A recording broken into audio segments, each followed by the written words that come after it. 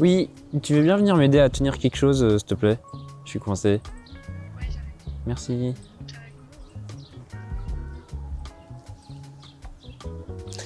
She said yes.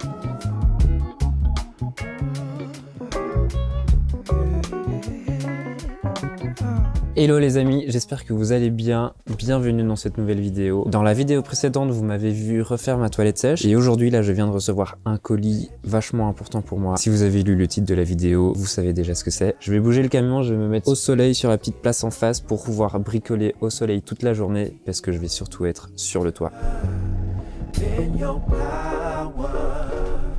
Tout le monde veut sa place au sommet sans vouloir attendre.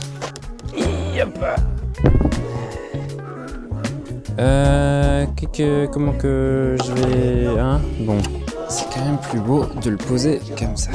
Bon bah je crois que vous l'aurez compris, je vais remplacer mon lanterneau. J'avais installé celui-ci qui vient d'AliExpress. En soi, il fait le job, hein. C'est pas si mal que ça. Par contre, c'est un petit peu de la merde quand même, dans le sens où le couvercle, il s'ouvre, mais un petit peu de travers. Je sens qu'il est un petit peu rouillé. Le problème, quand on commence à rouler vite, il arrête pas de balloter. Ça fait tout le temps du bruit quand on conduit. C'est plus dérangeant que problématique. La ventilation fonctionne bien. Ça, j'ai rien à dire là-dessus. Par contre, on sent que ça rouille un petit peu ici à l'intérieur et donc il y a un grincement qui se fait. On sent que le système est un peu vieux. C'est il y a 2 ans maintenant que je l'ai installé. Ouais, ça fait 2 ans que j'ai commencé l'aménagement. Je suis un petit peu parti, mais il est toujours pas fini. Donc comme quoi, ça prend vraiment du temps. J'ai décidé de le remplacer par le MaxFan Deluxe. Alors ce n'est pas un placement de produit, il n'y a pas de partenariat derrière. Je leur ai demandé quand même, j'ai jamais eu de réponse. Donc j'ai fini par l'acheter. Alors celui-ci, il fait 37/37, alors que le MaxFan, il fait 40/40. Et en plus de ça, au niveau du couvercle, ça dépasse un petit peu à l'arrière. C'est ça qui permet de pouvoir l'utiliser quand il pleut ou même pendant qu'on conduit. Ce qui fait que moi, je vais arriver au-dessus de mon antenne 4G qui est mal placée. Du coup, ça, je vais la défaire. Je vais reboucher le trou avec un morceau de tôle que je vais coller au mastic. Je vais vous montrer tout ça. Et donc, il va falloir que je découpe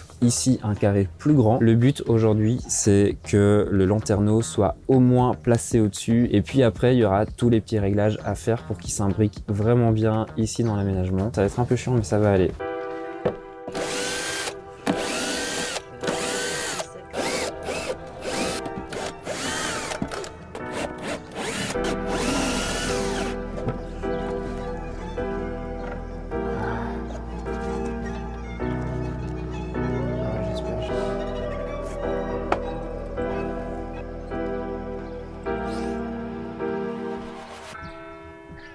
Oui, tu veux bien venir m'aider à tenir quelque chose, s'il te plaît? Je suis coincé. Ouais, j'arrive. Merci. J'arrive. She said yes.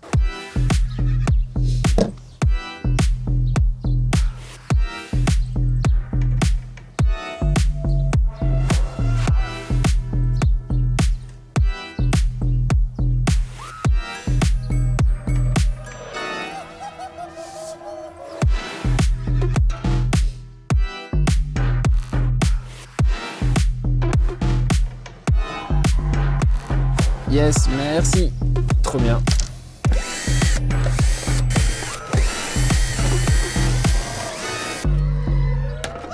Ça fait genre une demi-heure que j'essaye de défaire ici le mastic pour accéder aux vis. Alors qu'en fait, si j'attaque direct avec la visseuse, ça passe à travers et je peux dévisser sans problème. On en apprend tous les jours.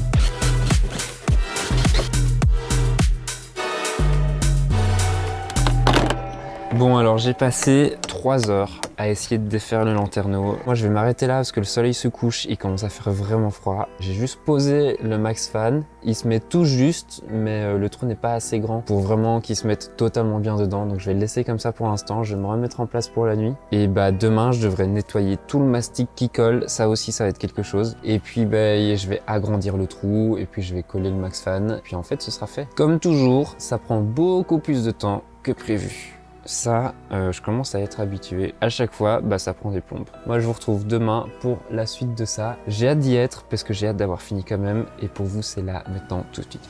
Bon, alors, la journée de hier a été un petit peu chaotique et n'a servi à pas grand chose. J'ai essayé de nettoyer le mastic qui était tout à fait sec avec de l'acétone et en fait ça marche pas très bien. L'acétone c'est pas mal pour quand on applique le mastic et qu'il y a des coulées qui traînent. Avec l'acétone ça part direct, sauf qu'une fois que c'est sec c'est beaucoup plus compliqué à faire disparaître. Du coup je suis allé acheter de l'essence F parce qu'il faut que la surface soit parfaitement clean pour recoller le lanterneau par dessus pour éviter les fuites. Ça va beaucoup mieux coller. Je vais commencer par ça, donc je vais nettoyer l'ancien joint, refaire la découpe et puis normalement ce sera bon. Donc aujourd'hui je devrais avoir fini ce putain de lanterneau.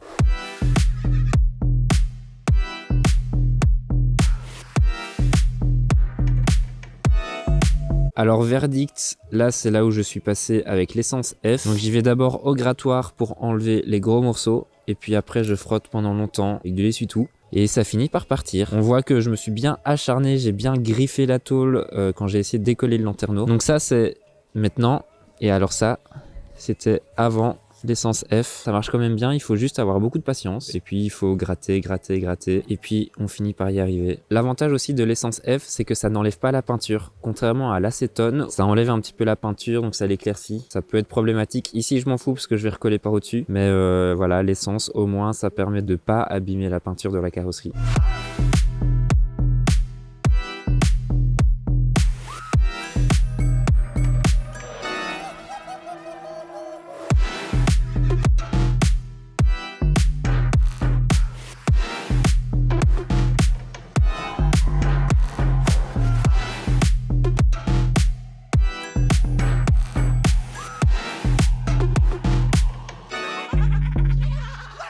Alors voilà, maintenant je suis prêt à faire ma découpe. Donc il y avait 2-3 petites choses auxquelles je devais faire attention pour l'emplacement définitif du lanterneau. Vu qu'il est plus grand que le précédent, ça change un peu la donne. Là il y a un renfort que je peux absolument pas toucher. C'est un renfort du camion qui fait partie de la structure portante. Donc ça je peux pas y toucher. Et en plus de ça, ici j'ai mon meuble haut et je voudrais faire en sorte que mon contre-cadre ne vienne pas au-dessus du meuble haut. J'aimerais qu'il soit vraiment contre. Donc je me suis vraiment mis le plus par là possible à la limite du renfort pour que ici j'ai un petit peu de marge pour pas être bloqué par le meuble haut. Et alors dans ce sens là, je dois faire attention au panneau solaire qui en réalité vient ici. Et donc je dois faire attention que le lanterneau soit pas trop contre le panneau solaire de sorte à ce que ça puisse se mettre. Donc pareil, je me suis décalé de ce côté-là. D'autant plus que le lanterneau, en fonction de où est le soleil, risque de faire un petit peu d'ombre sur le panneau, ce qui est pas terrible. Alors c'est pas dramatique parce que les cellules sont prévues pour bypasser les zones d'ombre et donc quand même garder le meilleur rendement possible. Mais bon, quand même, autant éviter. Donc je me décale le plus possible par là. Donc là, il n'y a plus qu'à couper. Je vais essayer de protéger un maximum pour pas avoir des débris de métal qui viennent se mettre partout dans l'aménagement. Ce serait un peu dommage. Je vais essayer de protéger comme je peux. Ça va être bricolage, mais ça va marcher.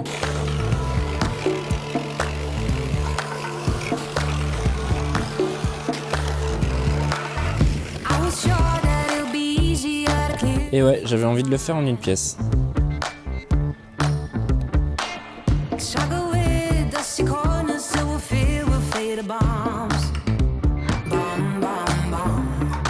Et avant de passer l'anti-rouille, on dégraisse cette fois-ci à l'acétone. Donc maintenant je vais passer au collage. J'ai acheté du mastic en bande, c'est pour venir combler ici les rainures de la tôle. Pour le lanterneau précédent, j'avais acheté le cadre sur mesure pour les toites du cateau. J'avais dû le couper parce que c'était trop grand par rapport au lanterneau. J'ai décidé de pas le racheter pour ça parce que ça coûte beaucoup trop cher pour ce que c'est genre entre 80 et 100 balles. C'est totalement déconné pour un bout de plastique. Donc ici je vais le faire à la bande mastic pour combler les rainures. Et puis après je vais passer au mastic normal.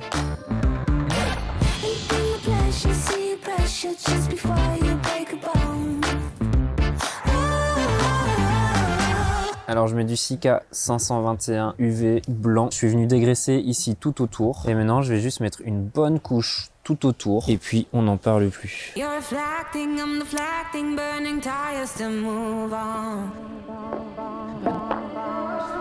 Alors sur le Max Fan, là où il y a les deux trous sur les côtés, ça va en latéral. Alors ici, il faut pas que je me plante. Ok, alors maintenant je vais venir préforer les trous pour venir visser dedans à travers tout. Et je vais mettre des tasseaux en dessous pour venir serrer le cadre contre la tôle. Comme ça séchera vraiment bien collé.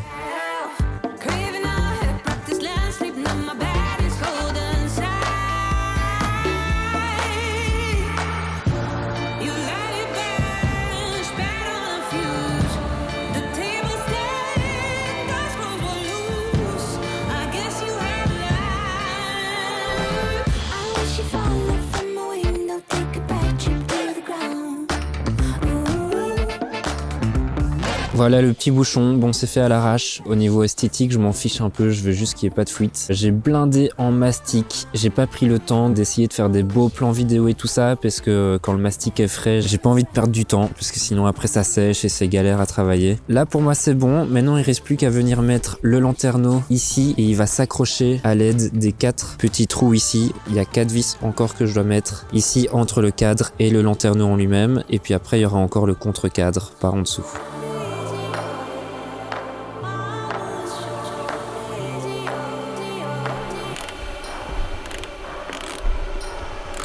Alors, installation du lanterneau Maxfan Deluxe, jour 4. Alors, il est passé midi, j'ai un petit peu traîné ce matin. Aujourd'hui, je sais juste clôturer le lanterneau. Je vais remettre le lambris en place et le contre-cadre en faisant le petit trou pour faire passer le câble électrique. Je vais enlever le plastique de protection au-dessus du cadre, et aussi je vais enlever au décapeur thermique le logo Maxfan qu'il y a là sur le côté, parce que je trouve ça pas terrible visuellement. Je me lance là-dessus tout de suite, c'est parti.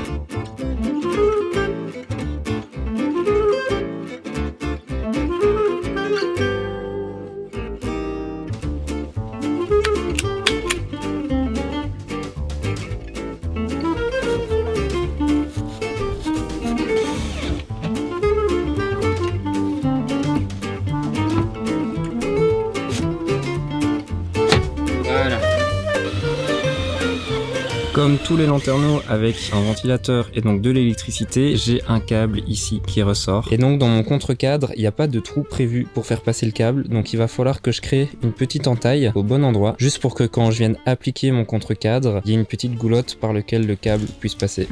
Alors pour faire l'encoche ici, je vais attaquer directement à la mèche à bois. Je vais pas faire ça à la mèche à métal parce que je risque de glisser contre le plastique. Donc la mèche à bois ça accroche beaucoup mieux, je serai plus précis avec. Et donc je vais faire le trou au plus bas, ça fera un trou en arrondi que je vais poncer après. Comme ça si c'est en contact avec les câbles au-dessus, ça va éviter de les sectionner. Ce sera beaucoup plus doux si jamais c'est en contact avec le câble. Je vais venir à la scie japonaise pour vraiment enlever le petit bout et ça fera une belle encoche bien ovale.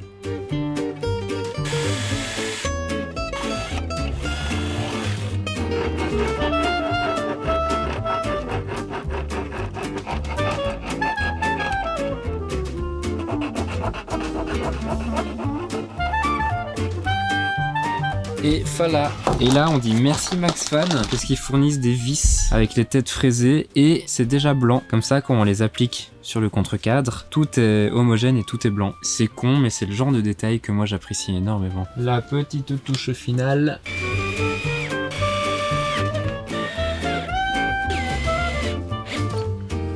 Ouah, ça fait plaisir de voir le truc enfin en place.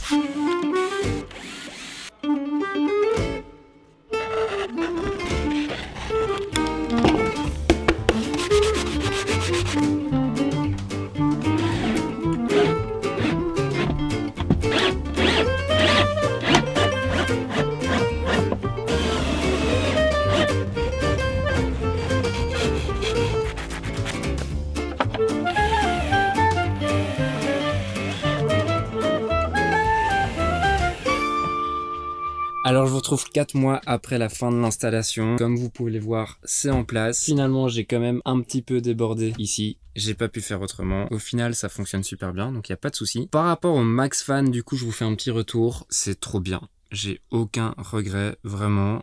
Je veux pas survendre la marque, mais je pense que c'est vraiment un investissement qui est super intéressant. Quand ça tourne à fond, ça fonctionne vraiment fort. Ça consomme un petit peu plus. Sur fiche technique, ça va jusqu'à 48 watts. Il y a une poignée ici pour l'ouvrir, mais en fait, c'est un moteur Abi qu'il y a dedans. Juste en appuyant sur le bouton on-off, il va s'allumer et s'ouvrir tout seul en même temps. Et ça, je trouve ça vraiment cool. Il n'y a pas besoin de se faire chier entre guillemets avec la molette. C'est juste un bouton pour ouvrir, un bouton pour fermer. Et alors là, ici, il y a 10 modes de vitesse.